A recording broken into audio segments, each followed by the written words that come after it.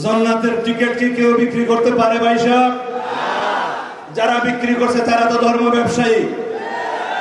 যারা বলছে মসজিদ মাদ্রাসা থেকে কওমি লাইনের মৌলানা সাহেবদেরকে বের করে দেবেন ধাক্কা দিয়ে গলা, তারা কারা আপনারা নিশ্চয়ই জানেন।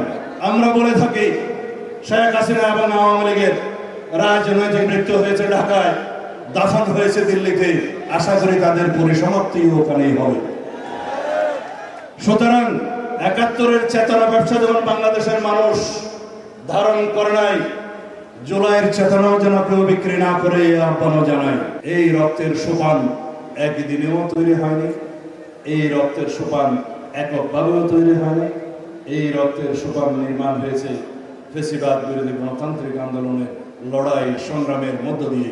সুতরাং বন্ধুগণ, আমরা সবাই আমাদের একটাই নীতি যেন ঘোষণা করি, সবার আগে বাংলাদেশ।